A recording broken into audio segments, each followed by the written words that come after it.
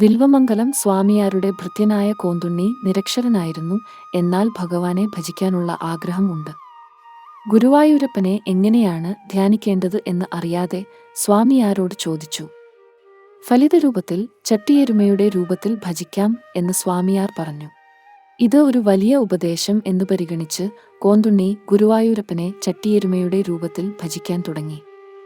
മാസങ്ങൾ കഴിഞ്ഞു. ഒരു ദിവസം വിൽവമംഗലം സ്വാമിയാർ ഗുരുവായൂരിൽ എത്തിയപ്പോൾ ശീവേലിക്ക് ഭഗവാന്റെ തിടമ്പ് ക്ഷേത്രത്തിൽ നിന്ന് പുറത്തേക്ക് വരാൻ സാധിക്കാത്ത സാഹചര്യം ഉണ്ടായി. ആശ്ചര്യമെന്ന് പറഞ്ഞാൽ മതിയാവില്ല. തിടമ്പ് അനായാസമായി മുന്നോട്ട് നീങ്ങി. വിൽവമംഗലം സ്വാമിയാർ അതിൽ വിശദമായ ഭക്തിയുടെ ശക്തി മനസ്സിലാക്കി. അദ്ദേഹം കോന്തുണ്ണിയെ അരികിലേക്ക് വിളിച്ചു പറഞ്ഞു, "കോന്തുണ്ണി, നീ തന്നെയാണ് എന്നേക്കാൾ വലിയ ഭക്തൻ. നിന്റെ സങ്കല്പശക്തിയെ ഭഗവാൻ പോലും അംഗീകരിച്ചു." അന്നു മുതൽ വിൽവമംഗലം സ്വാമിയാരുടെ ഉത്തമ ശിഷ്യനായി കോന്തുണ്ണി അറിയപ്പെട്ടു.